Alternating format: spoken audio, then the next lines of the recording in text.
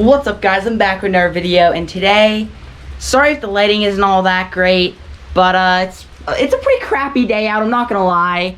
So what better video to do than a video on talking about how the Suzuki is broken. I'm gonna get into that real quick, guys. Here, so I'm driving my quad, right? I'm minding my own business, and this was a ride after I filmed a video of it. So expect on the main channel, guys, which will also be down in the description, expect on the main channel some quad riding videos coming up.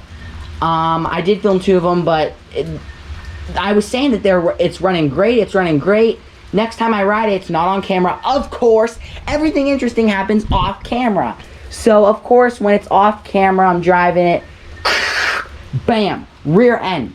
I immediately slam it down into neutral, jump off the quad, go to look what happened. Okay, guys, so if you have a Suzuki, you might come across this issue. From what I've been told, this might be like a common issue. But so we tore it apart. As you can see, we got the back diff right here torn apart, and we got the whole entire rear end just torn apart here. We had to slide this diff off here, and if you guys can see right here, this, I don't know if you can really tell, but there's like some divots here. So we're thinking that this part of the quad right here, this right here, we're thinking that this is stripped, which that's where the diff goes into. So when you press the gas, guys, basically the drive shaft will start spinning, but the wheels won't. It's like it's slipping on something. So I stuck my finger right here. As you guys can see, that's where the drive shaft goes in. And like we were checking, is that slipping? Is that slipping? I mean, it was not. Like if you put the drive shaft in this, it's not slipping at all. Like the splines are catching on one another. So that's good. That's all good. We're pretty sure that this is stripped. Our plan to fix it is basically what we're gonna do is we're gonna JB weld. We're gonna JB weld, and we're gonna actually use some actual welds. I'll let you guys know if the plan changes, but we're basically planning on using some actual welds and some JB weld, and we're planning on JB welding the diff to this. So it's gonna be JB welded on there, so the splines don't have to catch one another. It's already gonna be on there. So it's gonna be on, it's gonna be forced to move. So I hope I gave you guys a good enough explanation there. We're basically just gonna JB weld this into the diff, which the diff's torn apart right now. But we're gonna JB weld them together so they will be stuck together, so it'll be moving.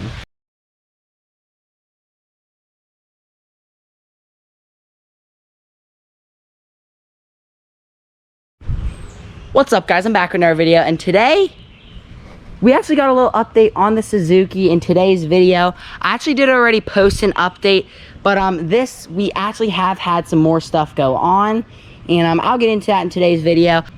Basically, on my second channel, I already explained the full story on how it broke and all that. I'll probably shove in some bits and pieces to that video into this video, but I basically just talked about it breaking and our plan to fix it. And so I'll probably pop some clips up to that. But that was posted on my second channel, so link down in the description, guys, to find that video. And you can find my second channel by that video, and go subscribe to that channel because you'll get bonus content. I already do post on the main channel quite a bit. I at least go for once a week. And so with the second channel, I try to post like on Saturdays. So I'll try to post like at least once a week, so you'll get some bonus content if you subscribe to that channel. So go check it out. I already got 2 videos up, one talking about the Suzuki and another one fixing Max's RC car.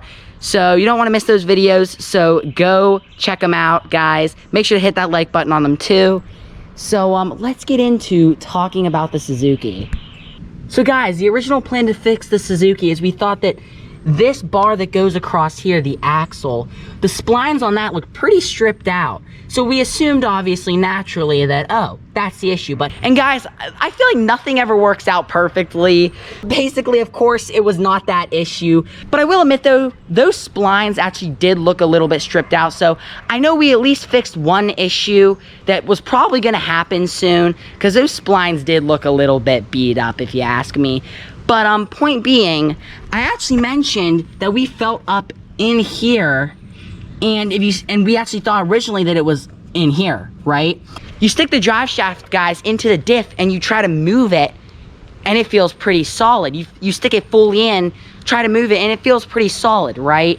Well, turns out we don't think the drive shaft goes fully in to the diff. So if you roundabout put the drive shaft in where it's supposed to go, like towards the middle, you can actually feel when you move with your hands, it actually does strip. So it was actually the original problem that we thought it was. So basically, guys, we found out where the drive shaft goes in here. The drive shaft splines are stripped out, and the gear in here that it catches on, the drive shaft catches on, that is also stripped out too. So yeah, even with your hands, guys, you can, like, it strips a little bit. So just think of that, like a motor is more stronger than you moving with your hands.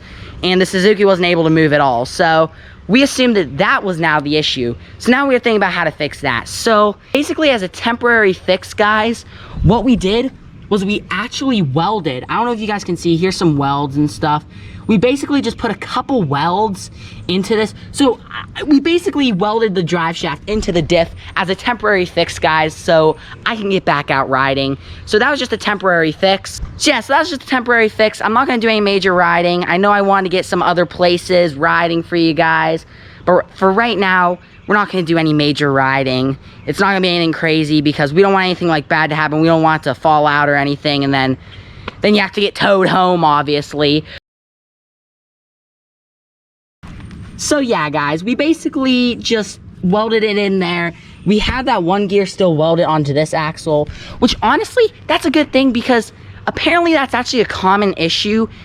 We prevented probably an issue from happening in the future, which is actually a good thing because that means some more riding. And so I'm happy about that. But I'm also not happy about that because we did waste some time on that. But it wasn't anything catastrophic. Guys, we were able to do all of this in the matter of a week. So it wasn't anything like major, so I'm actually happy about that. So it's just welded in as a temporary fix. We are actually getting the parts ordered for it. So I believe what we're getting, we might be getting an inside of here. I'm not sure, guys. We might be getting an inside of this. But I know for sure we're getting this for the drive shaft.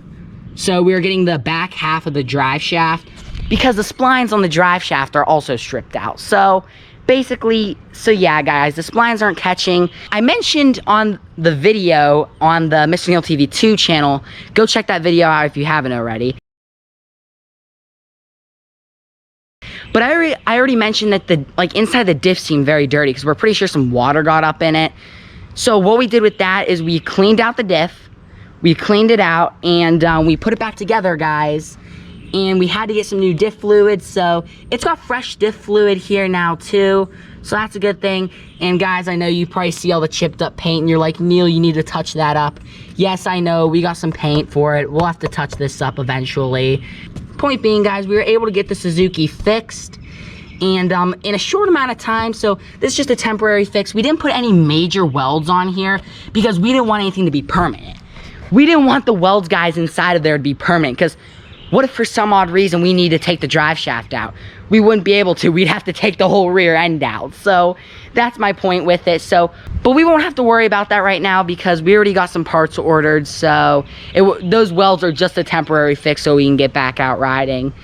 So yeah, guys, that's all I really have to say about the Suzuki here.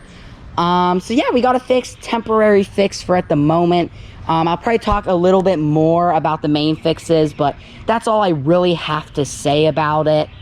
So yeah, hope y'all enjoyed this video, guys. Make sure to like, comment, and subscribe. Merch will be down in description. I didn't really mean to rush this video, guys, but I don't really want it to be all drawn out. I don't want it to be a drawn out video. Plus, I didn't have much to say about it. I mean, I already told the story on how it broke. I'll probably shove some of those clips into this video from the second channel. So yeah, guys, hope you all enjoyed this video. I figured, I know it's an update video on the main channel, but I feel like I had to get this out there, guys.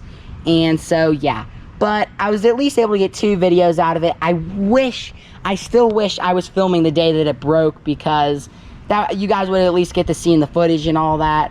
But yeah, so make sure to like, comment, and subscribe, guys. I'll see you in the next video. Peace. So just to prove to you guys this is working, here we go. On. Put down the neutral, start her up, Get ready, guys, because it did not move at all before this. So get ready. We are moving. This is not sorcery at all, guys. We are moving.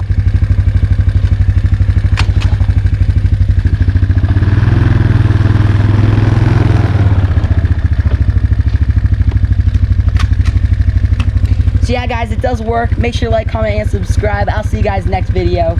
Peace.